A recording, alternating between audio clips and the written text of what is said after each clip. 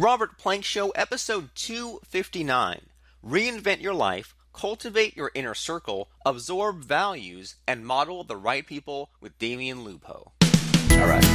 Hey everyone, and welcome back to the program. Our guest today is Damion Lupo from TotalControlFinancial.com. So, Mr. Damion, how are things today? Robert, they are awesome. Awesome. Glad to hear that. So, can you tell our audience kind of who you are and what you do? Yeah, I'm a lifelong entrepreneur that grew up with polar bears in Alaska, and I basically started off my business career when I was like 11, buying and selling Nintendo games, and that morphed into things after I tried to do college, and I ended up going into the real estate world, starting up different businesses, insurance businesses, multiple real estate development companies. And the entire time I was doing this, I was really just finding problems that needed to be solved. And in the real estate world, I was basically creating a system where I was the bank to help people get into houses. And so I was solving that problem and creating some wealth there. And ultimately that turned into writing books about it. But the other books I wrote were all about teaching. So what I've morphed into is this entrepreneurial teacher and taking what I've learned, not just to go and make more money with it, but to really share it and have a bigger impact. So today, when I think about what I'm doing, my goals, it's not necessarily to make 10 times as much money this coming year. It's to create 10 times as much impact. And that happens because of the work that I'm doing, where I'm writing more books, I'm sharing the message, I'm sharing what I've learned with people and the wisdom on things like your show. It's finding ways to be a better teacher and using experience so that it's not just academic. I think there's way too much academic experience out there. And what we really need is we need to understand the wisdom that people have earned by being out in the trenches. And so I'm hopeful that my bloody knees and bruised elbows are useful for people, and it can help them avoid doing some of those same silly things, and they can leverage off of their own mistakes that are unique that they'll end up sharing with other people too. Awesome. And I mean, and yeah, and even if people maybe made similar mistakes, maybe they can hear about your even larger mistakes and say, okay, I made some of those little mistakes and I'm not going to repeat those kinds of things. And I like how so for you, it's not about the money. I mean, the money is great and stuff like that, but it's like now you're at the point where you're having more of like the big picture and giving back and stuff like that, it sounds like. Yeah, and really, if we think about the money being a side effect of the efforts and the purpose that we have, I'm not going to go hairy-fairy and say the money doesn't matter, because the truth is it's like saying oxygen doesn't matter. The money does matter. It's a fuel for operating in this world. The truth, though, is that if we're really focused on the circulation by contributing and being able to accept contributions from others, if we're in that cycle, that circulation, the money just ends up being this massive byproduct. The bigger we show up, the more impact we have. So if we can focus on that, then we really start to tap into the universe conspiring with us. And that's where it gets fun, because you stop going, okay, how am I going to pay my bills all the time? And I also have been there where I'm thinking, how do I pay my rent this month so I don't get evicted? I mean, I've been in those spaces.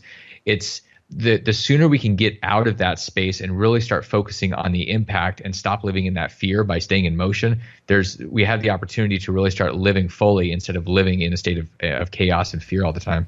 Awesome. And sort of having that life that has a real meaning. And so you're mentioning some of these things about like the circulation, the contribution and stuff like that. And I mean, and with all your writing in your books, are there like a set of like core principles or something, or like all these things we're kind of throwing out, like do they all sort of fit together in some way in your head? Yeah, they came together when I founded Total Control Financial about a year ago, when I was thinking about what that company represented. And my entire life, my whole career, I was wanting to help people do better financially and get them out of the bondage of their money and their financial problems. And so thinking through what this company was all about, there was this mission to free people financially, but then it was really a question of what are the values that we're going to make decisions on?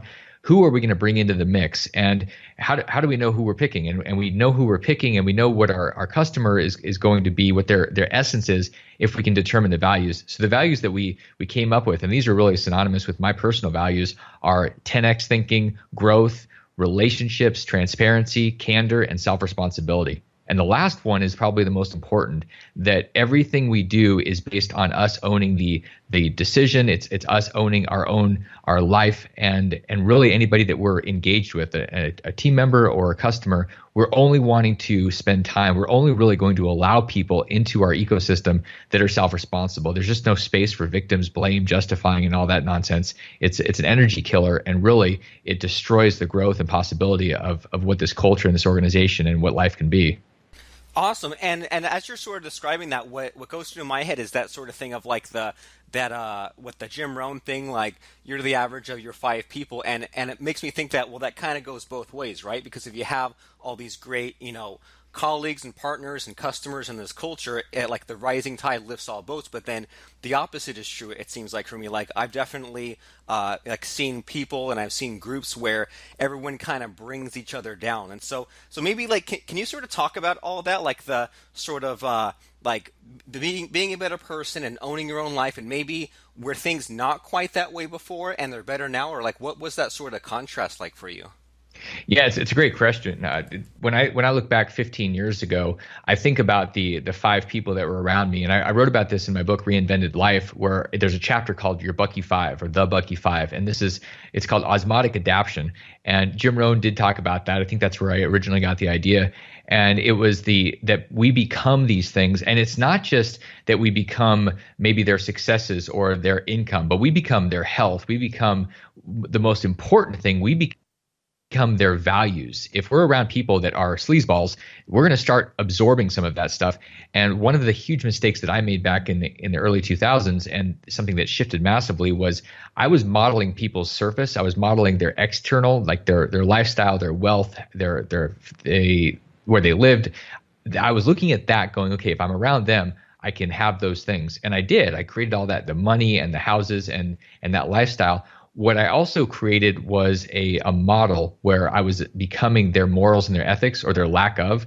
And when things melted down, when I lost my wealth, my financial wealth, and really my health and kind of everything that was important, I asked the question, what happened there? And what happened was I didn't have a sense of my values, or I wasn't really conscious to who I was around in terms of what was under their hood. And we have to make sure that we know what's under the hood with people that we're spending time with. If people are secretive, if they're devious, if we're around people and they're having affairs and we're in business with them, guess who they're going to have an affair on next? I mean, I watched this happen and I went, why am I surprised? Because the way people do something is the way they do everything. And I just watched this happen over and over again. And so now there's consistency. If people are getting close to me, it's because what I see is what they deliver. There's no, they do life one way here and a different way over there. Like, it's very consistent. And that's the transparency piece is one of the most important things that we can ever offer. And it builds trust. It builds bonds, and ultimately you can create a relationship based on that. If you don't have that, I don't know what you have, but you certainly don't have a relationship that's worth having, in my mind.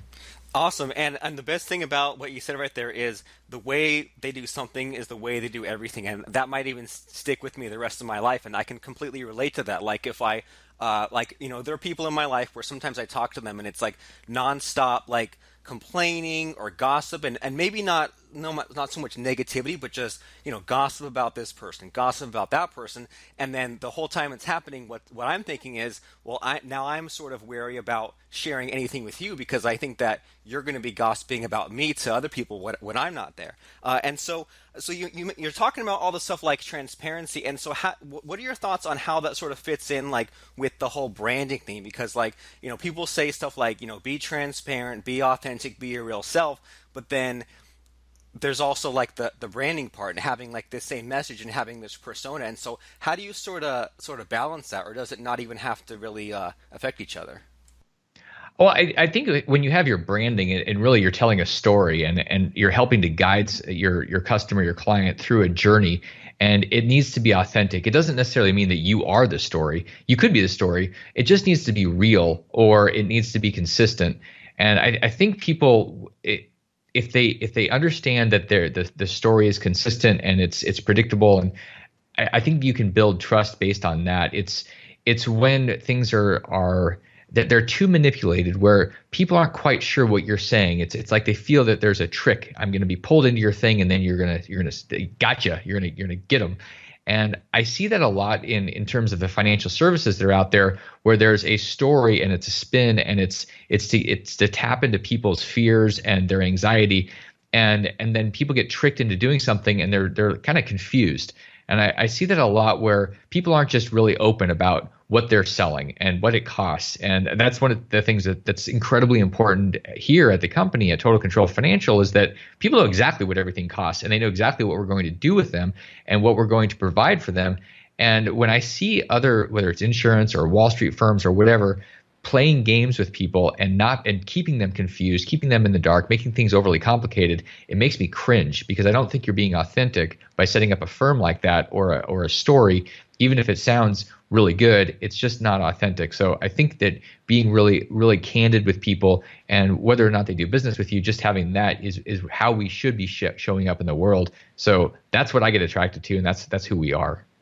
Makes a lot of sense there. And I'm looking at your book, The Reinvented Life, right now, and you have a chapter on stillness, and that's sort of been a thing that's been on my mind lately, just especially with, it's really hard to, sit through a whole TV show or sit through a whole movie or not turn on your phone and stuff. And so can you kind of talk to us about that? Because it seems to me, at least, that like this whole idea of stillness and not being distracted by all these things around us, it seems like these days, especially with us entrepreneurs and us people building businesses, it seems like that's the kind of thing where it's becoming more and more important. So can you kind of talk to us about how you kind of get out of that panic merry-go-round, and how you don't have technology control you? Can you talk about that kind of stuff?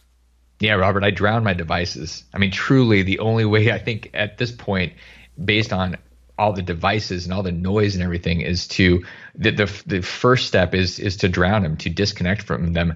I remember going to yoga a while ago, and that's one of the places that I find a lot of stillness. I remember going there, and I forgot my phone, and there was this sense of anxiety, and I was kind of panicking, going, what happens if I need to call somebody, or somebody's calling me, or if I need to check the precious metals price, like all these things that I was addicted to doing with my device. And I just started laughing at myself, and I thought, wow, nothing is going to happen in the next hour. I mean, really? And so it was just noticing that and observing that and disconnecting. It was an amazingly quiet hour for going there. And so I'll consciously spend time disconnecting with the devices, walking away from those things, and spending time in things that are way bigger than I am. For anybody that's a type A personality, or the type A personality, we tend to be drivers and big thinkers, and we're doers. And it's really important for people like us to be able to go in and be a part of something that's bigger. And so for me, that's like, I was at the ocean this weekend. I flew out to spend a little bit of time at the ocean, and even though it's very noisy with the waves crashing, there's this sense of stillness where you don't have all the artificial noise. You just have these natural rhythms and this feeling that you're in a place of calm. And that's those two things, device disconnection and being in nature, and really just meditating in that space is the primary. It's not complicated, but doing that consistently makes a huge difference in just operating without melting down. Awesome. And that whole hanging out in nature thing, that's the kind of thing where I forget to do it, but then those times that I remember to go and drive to a big park and walk out to the point where I'm surrounded by trees, can't even see the road, can't even see the parking lot.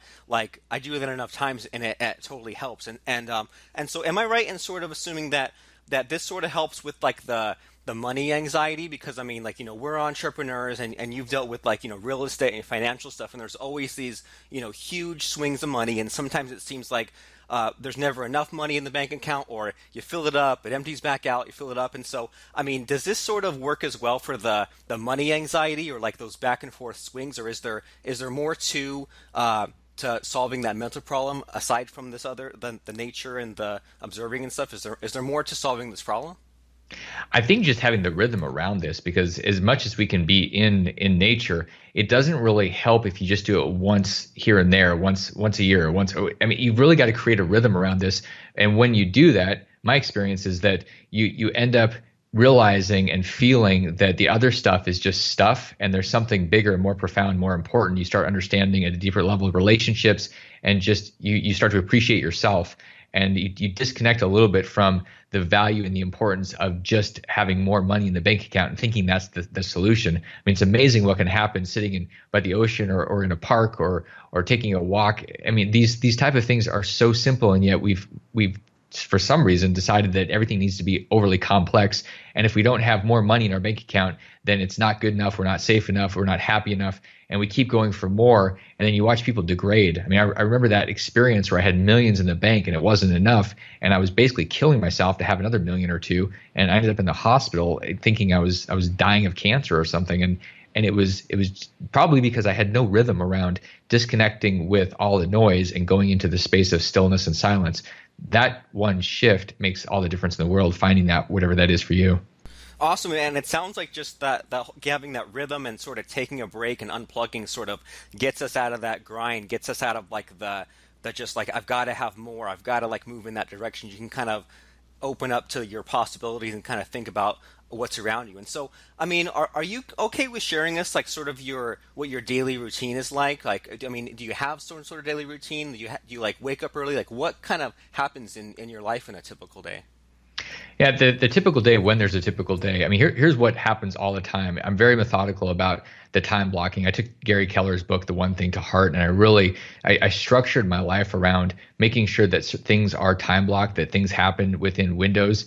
And so it's not, I don't leave things to chance where I just hope things will work out. Like I know exactly when things are going to happen and they're planned out days and weeks in advance. And I also open windows so that there's just there's chunks of time. It could be in a day, or it could be a weekend where there's nothing planned. It's just time for me to free flow. And so on a regular basis, on a daily basis, the rhythm is definitely based on, I mean, my morning rituals are Hal Elrod's Morning Miracle with the savers, which is the silence, the meditation, and the activity, working out, reading and writing, with journaling, and visioning my life so that I know what's pulling at me, and I make sure to tweak that as things evolve in my life. So that one, it maybe Tony Robbins would call it the power hour. I mean, people have different names for it.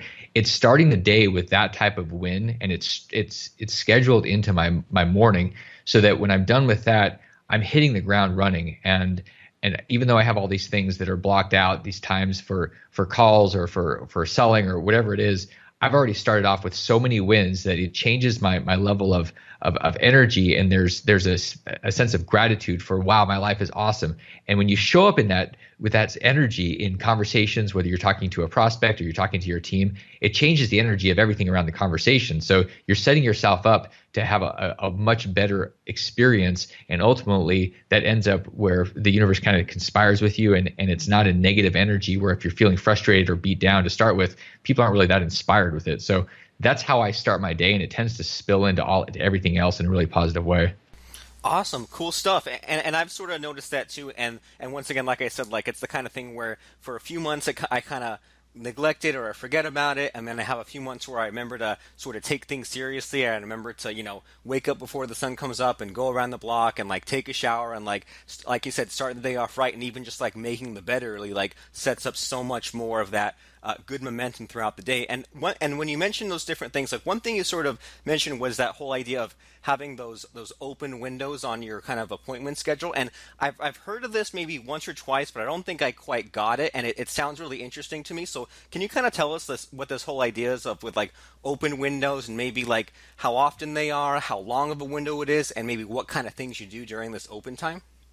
Yeah, it's structured, unstructured time. So you really are blocking out time. So I'll block out 3 or 4 hours on certain days where it's sometimes that's for me just to maybe even catch up on my life stuff, where we have these things that are going and we're trying to figure out where we're going to fit them in, 5 minutes here, 10 minutes there. And what I do is I make sure that nothing else can get in that way. So I have these buffers. It's one of the mistakes I used to make was I would travel arriving home like an hour before I had to start my next day. Instead of doing that, I now create a buffer in between where it's really to catch up. And the biggest part of it is it allows time to just breathe and simply be and observe my life instead of just constantly going through the motions and being in this hamster wheel. So whether it's cutting out times where it's several hours, I know one of my friends has had this schedule where she would work from 8 a.m. till 6 p.m., but then she had like another job where she would continue to work from 6 until 10, and she was always engaged, always on the phone, and there was never a buffer. And I'm watching her going, so are you going to stop when you literally are on an ambulance gurney? Like what is when is it time for you? And we get into these rhythms around just going, and we just have to cut those. We have to cut the time out and live it So for me, that's really finding the time to just breathe. And it's really not more complicated than that. When you spend time, it's fun. When you actually spend time consciously breathing, you find yourself thinking differently and you find everything kind of changes. But you've got to, I think you have to cut time out, even if it's 5 minutes or 5 hours, whatever that is, and be conscious about your breath. Yeah, yeah, and I mean, and number one, like recharge your batteries. Number two, with that breathing, you just kind of not be in this the rushing to get around and stuff. And so, just to make sure that I completely get it. So, I mean, what can you give us some examples of like what kinds of things, what kind of activities do you do during this open time when you're catching up on loose ends and stuff like that? Well, for one of the things that I'll do is I'll literally just turn off my phone and wander aimlessly around my city. I mean, that's something that will happen, and it helps me to start connecting and grounding into my environment. I mean, there are things that happen with all of our lives at home. We have stuff we have to do, and it kind of gets it piles up. It's really time for me to just be in observation mode and not be doing anything. And the tendency I have, and I think a lot of times we do this, where if our phone is on, we tend to be doing something with it. And so it's critical to turn it off and really be able to just be out there doing nothing. I mean, almost being kind of a nomad in our own town or our own space. And it could be doing things that are mindless, but really allowing your brain to just be still. And so for me, it's that simple. It's wandering around. It's maybe being at home and just sitting outside, staring out at humanity, and it's like being at the airport and doing people watching at LAX. I mean, there's a profound experience just in that, and it's kind of simple. But if we sit still, we tend to have all sorts of amazing ideas happen, and typically we're not sitting still long enough to even have those ideas. We're just too busy doing things. Awesome. So this open time thing. So you have this window of 3 or 4 hours where the phone is off, no computer, no actual task. Just go out and just kind of wander, and just whatever happens for those hours. Yeah, and trust that the world is not going to end. There's this misnomer that if we don't text people back within 12 seconds and we don't return the phone call within 15 minutes or an hour, like something tragic is going to happen. And the truth is, it's not. I mean, I think there's been this expectation that everything is immediate right back, and so we're always paying attention. It's our brain, our amygdala is just always on, waiting for the next thing for us to fight or flight around, and just understanding that nothing bad is going to happen. That we can really be, we can be, and not always be doing something. Just trusting in that is a powerful shift back into that pace of the place of stillness and consciousness. Awesome. I mean, yeah, we're not machines, and it seems like people sort of keep trying to gravitate more and more like your body or your mind has to act like a computer or has to act like a phone, and it seems like that's not really compatible there. No, it's the squirrel brain. We're bouncing around. We've got all these things that are trying to capture our attention, and it's actually one of the most disturbing things being around people when that's going on.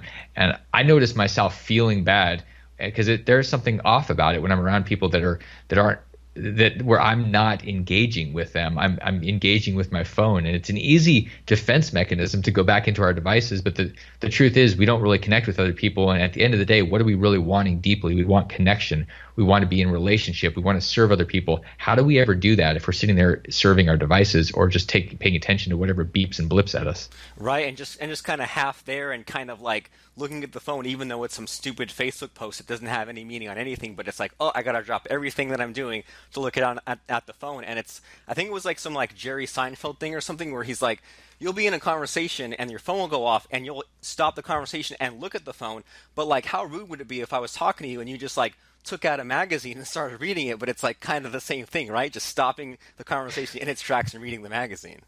No, it's true. I remember talking to my dad years ago, and he'd get some random call, basically from a solicitor, and he'd go, "Oh wait, hold on, I got to take this call. I'm not sure who this is." I go, "Yeah, but you know who's on the phone with you right now? It's your son. Why are you disconnecting to answer some random call that's not in your caller your directory? You don't know who it is."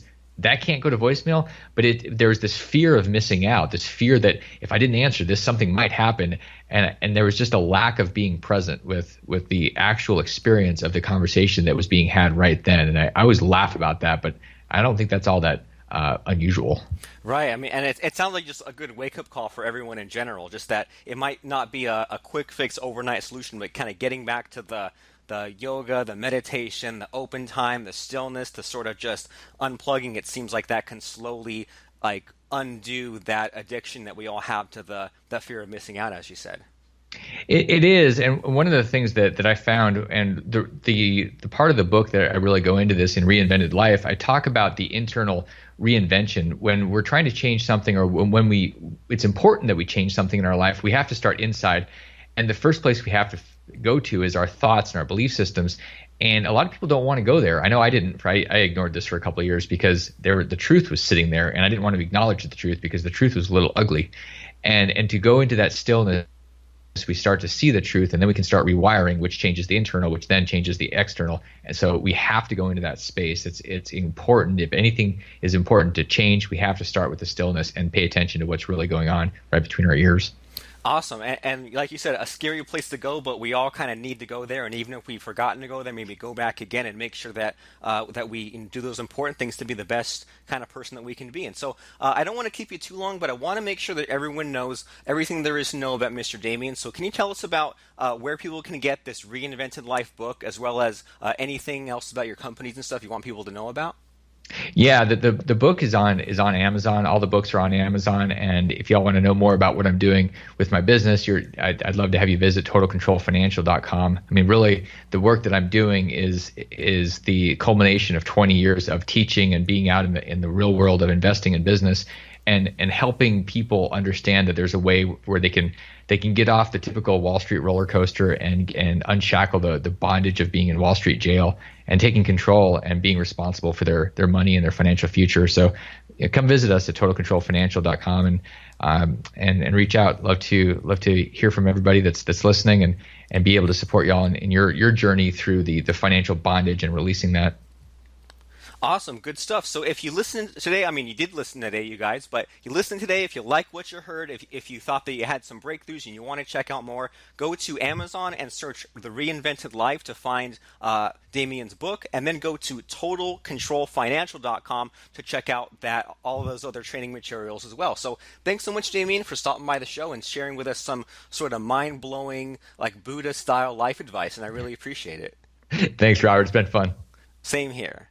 This episode is sponsored by Backup Creator. Secure, clone, and protect your WordPress site today. Just a couple simple clicks and you are done. Visit backupcreator.com today.